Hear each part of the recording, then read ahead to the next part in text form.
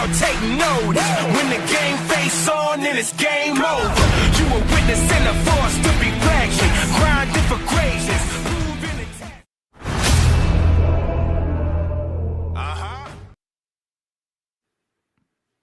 What is going on, everybody? And we're back here with Pigtown Sports today. Today I have a very special guest with Steve Melewski. Steve has been covering the Orioles for a real long time, and he's got a lot of good inside information. We're going to pick his brain a little bit today. Steve, I appreciate you taking some time to come and chat with us. You got it, Zach. Happy to join you. Definitely. So let's get kicked off. You were down in Sarasota recently, weren't you? I was not. No? Okay. What do you think right now with the state of the Orioles? Give me your thoughts. Do you think they're content organizationally with the pitching that they have, or do you think they're still looking? I think they're still looking after the Grayson news. You're kind of always looking. I don't think they ever go in a room and say, we're done. We don't need to see anything else that comes our way. Right. So you're always looking to make any addition you can, because if you make an addition at the end of the roster, that helps, or at the top of the roster. I mean, you just look to keep making your team better. So it's thinned out a little bit, man, because they had a couple injuries at the start of camp, Trevor Rogers and McDermott. Then they had Grayson news. And so we still don't have a timetable on that. And it's thinned out, man. And I mean, the years that they won the AL East, if you go back to 14 and 23, they had mostly healthy pitching. And that's a big reason they did that then. And so, Grayson's status is really up in the air right now, and it puts a kind of a cloud over the start of this season.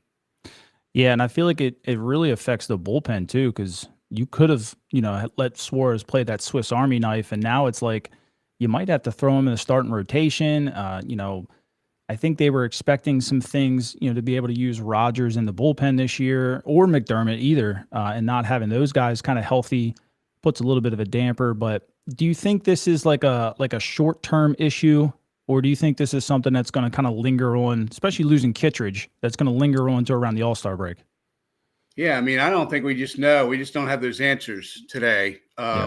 Kittredge is the only one we know is going to be out months. What does that mean? Does it mean 2 months, 4 months? All these things with injuries, they're hard to pinpoint, man. Guys come back at different times, different frames. There's some come back and they're roaring to go from the start. Some need to build up. With a pitcher, Grayson's going to have to start over when they clear him to throw, build back up, and then, we're going to be holding our breath a little bit. So you've written a lot over the years about injuries and stuff. How long, as a viewer, they probably don't know the throwing routine. How long can you give a timetable for, like, when you say start over, how long is that usually for somebody that doesn't know? I mean, it's, again, that can vary because Grayson's been throwing obviously all winter and did his build up to camp and then had to be shut down. So maybe it's a month. It's just hard. It's hard to know because so much happens out of the eyes of the media. We hear about it. Right. They say, oh, Grayson's throwing. He threw today on flat ground. Grayson's throwing 60 feet, 90 feet, 120. Then you do live bullpens. Then you get in a game. It's just a progression that has to happen. Yeah. So he's going to start pretty much from scratch again. And he hadn't thrown, 30 pitches in a game already. So he's not starting completely from square one, but close. Yeah.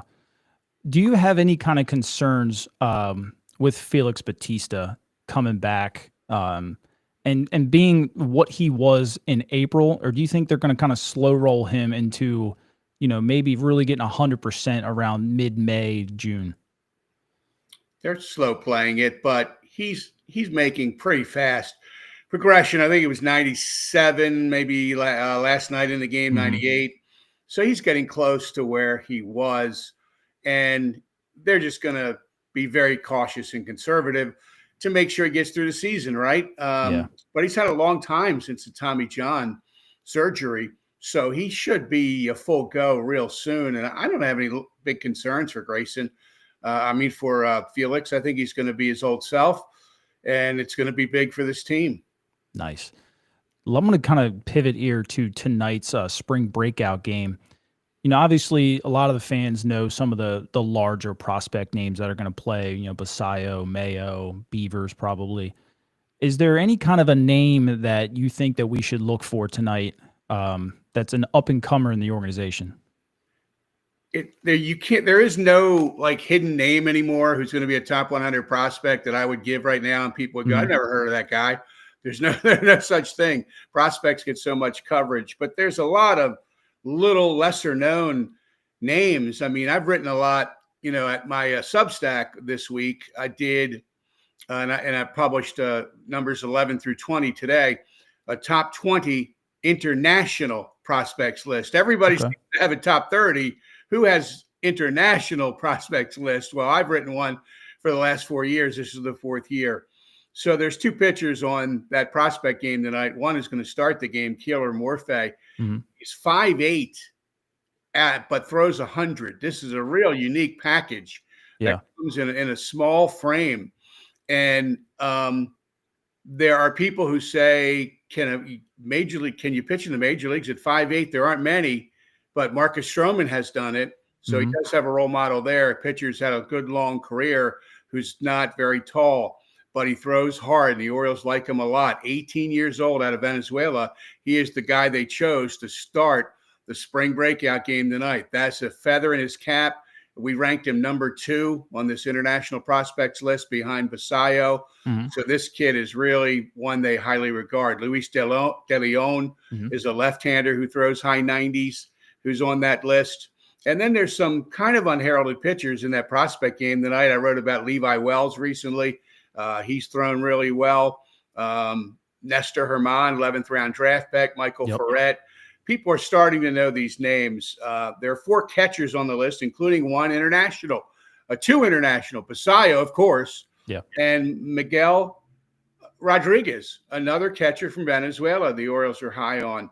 Leandro Arias is international player who's an infielder on that team. Aaron Estrada, Josh Lorenzo has got a brother who's a top 100 prospect for the Tigers. Fernando Peguero is on that list. Steven Martinez, Jordan Sanchez, the Cuban outfielder, and Thomas Sosa. So it's a great young group, not to mention the Orioles' first-round draft pick last year. Vance Honeycutt is there. DJ Layton, high school kid they took last year, we haven't seen much from yet. So I'll be interested to watch that prospect game tonight, Orioles-Yankees. It'll be on MLB Network at 6 o'clock. Yeah, I can't wait. So I have to ask, because I'm kind of high on this guy, and if you don't know about him, that's completely fine. But Nate George, you heard the name? I have not heard that name. He was the 16th rounder last year, I believe. And from what I've heard, now this is just pure speculation, he runs track, high school kid, apparently is faster than Bradfield. So he didn't report last year, so we didn't get to see what he did hitting wise or anything. But that's a guy that I'm going to keep an eye on this year because, I mean, in my opinion, you got Bradfield, Honeycutt, O'Verne, and these guys all after Beavers. And then if George is there too, I mean, that's burning. And even like Josenberger, these guys, they can run and they can play good defense. That could change the organization for a while.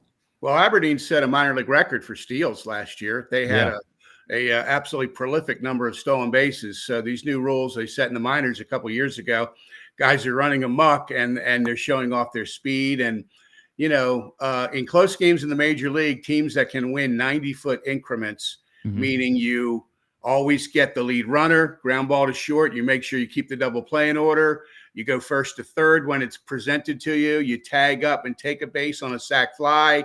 You steal a base. These things are important, and they help teams average 5 runs a game, which the Orioles have been close to that the last 2 years. So it's all big. Yeah. Aberdeen, in my opinion, last year had a really stacked roster. And I know maybe their record didn't show it, but some of the arms that are coming up out of Aberdeen this year that are potentially going to get to Bowie, I'm pretty excited about them too. I mean, we just saw Zach Fruit throw for the first time the other night.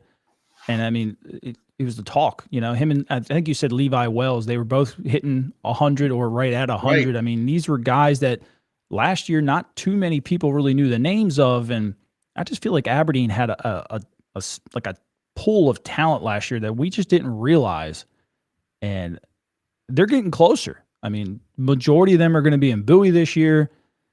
In my opinion, and I'll ask yours. Do you think the Orioles, the farm system ranking is accurate, or do you think that people kind of just looked at, those really really good guys that we had, and then kind of ignored it after that? It's funny, and people will call me a homer for saying this, but for years when they were like 20, 25, I thought that was too low. Yeah. And then in 2012 through 16, when they were the best record in the American League for that 5-year period, go back and look. There were a lot of homegrown players, or they traded homegrown to get someone. Mm-hmm. And so that 5-year run had a lot of homegrown talent that previously hadn't been ranked very highly.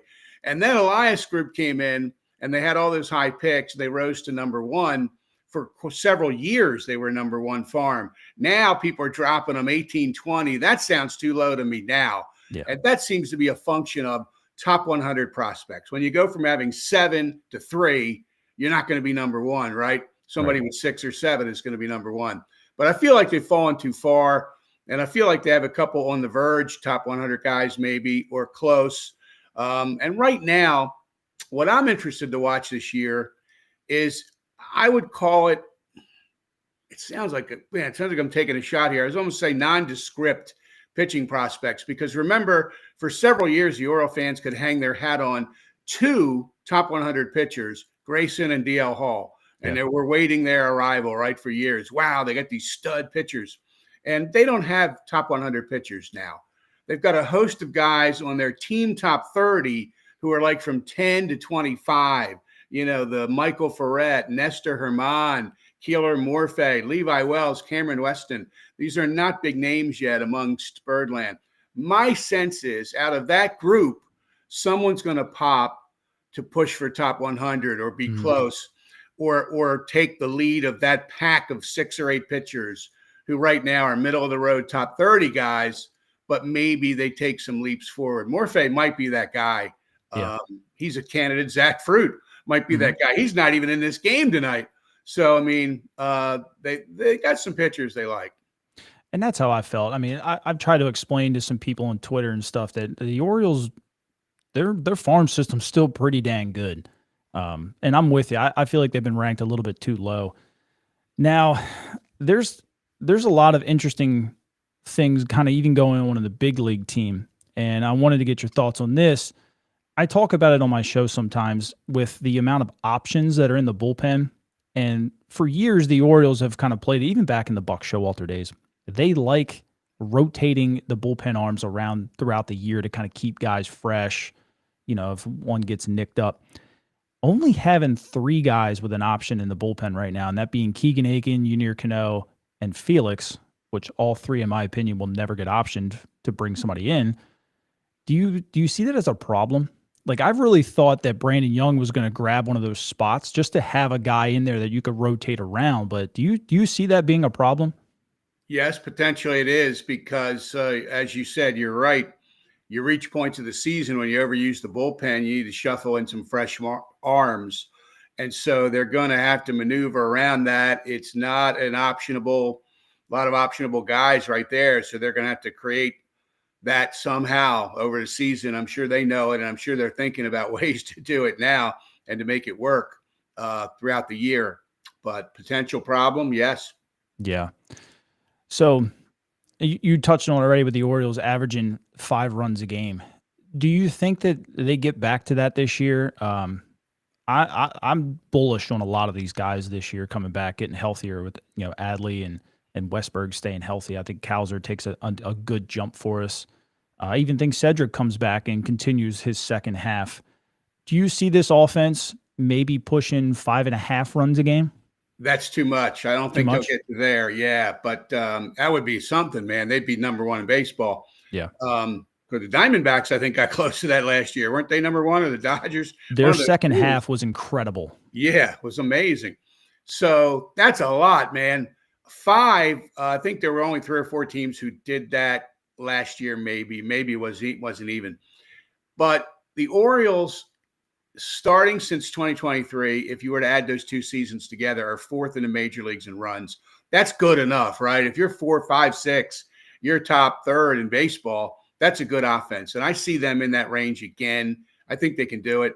When they fell off last year, especially the last 2 months, they averaged 4.4 runs a game, which, by the way, is average in the major leagues. So people thought they fell off a cliff and had the worst offense in baseball. It felt like that some nights.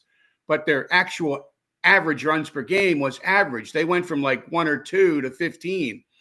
And so I think they get back in the top 5, 8 offense, maybe even a little higher. It's an offense with a lot of potential because we're talking about young guys. How much better does Jackson Holiday get? If it's what we think he can be, that makes a difference. If his OPS rather than 710 is 770, which he's certainly capable of, or what about 800? He's going to get that one year, in my opinion. Kobe Mayo is going to come, and I think eventually we're going to see the Kobe Mayo we've seen on the farm when he gets his chance. So there's room for growth in this offense, not to mention Adley bouncing back. He's had a big spring. There are things for them to do. Got to keep knocking on wood for Gunnar, obviously. The news is better today. Hopefully it stays that way because he's irreplaceable. But it's a very, very good, in my opinion, it's still a top 30% of baseball offense. For sure. And I did want to touch on Kobe Mayo. I found his comments the other day pretty interesting about, his 1,000 at bats in the minor leagues. He never really faced kind of adversity. He pretty much could do what he wanted. His last 70 have been very challenging, and it's brought him to a new level. This isn't the exact quote, but basically he was saying, that those last 70 at bats, they were tough on him, and he learned a lot. How good can Kobe Mayo be? I know a lot of this fan base they're ready to almost turn on him.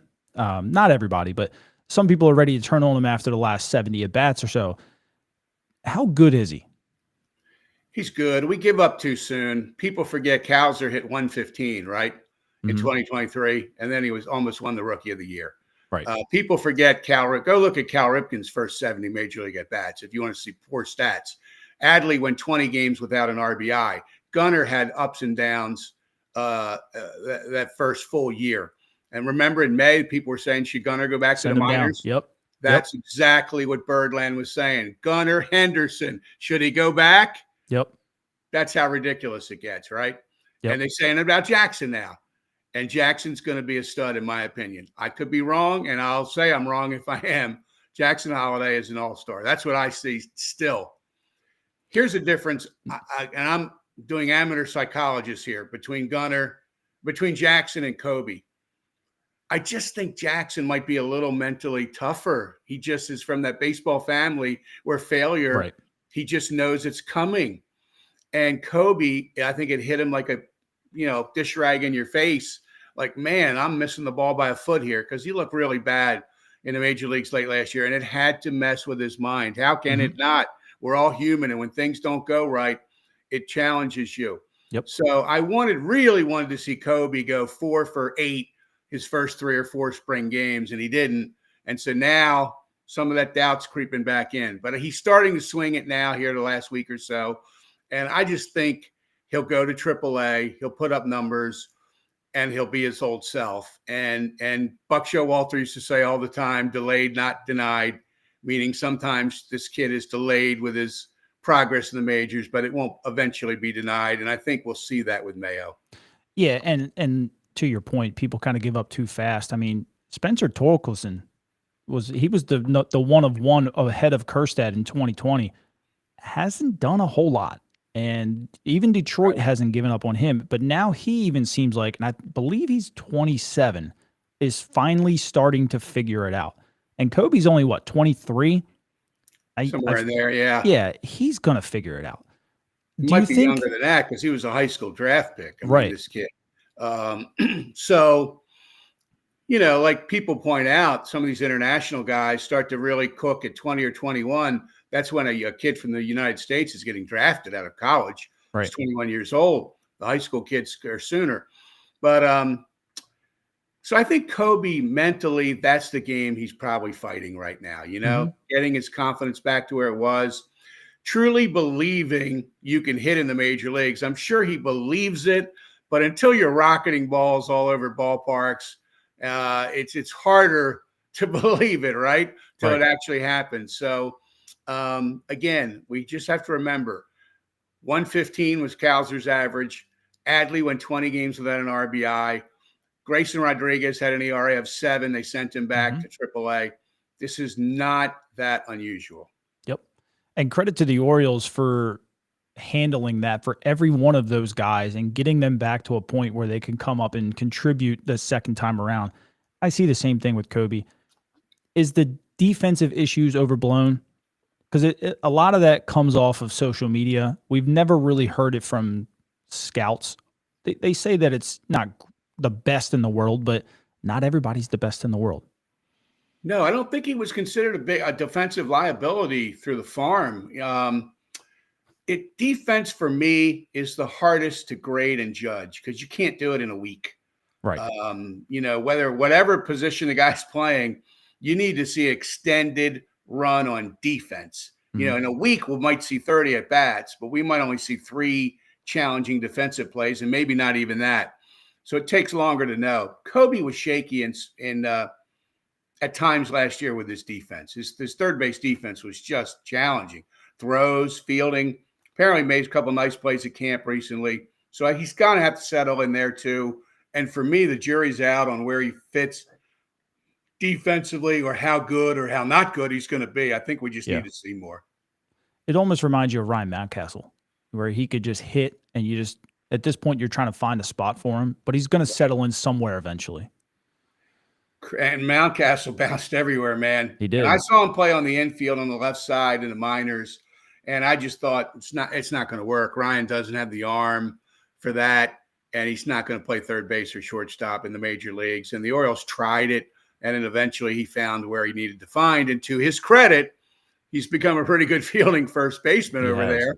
And he doesn't have to worry about his arm much. And when he does, he's been okay. But when he was on the left side, there were just issues that were going to keep him from being there. Yeah. So give yourself a little plug here. Let everybody know where they can find you and some of your articles and stuff like that. Well, thanks for that, Zach. So I left my time with Masson and the Orioles, as people heard a lot about. And so I've eventually found my way to Substack. It's an interesting place for content creators, air quotes. And it's a multimedia platform, which is what I like about it. I've already been writing stories. I've done some live videos.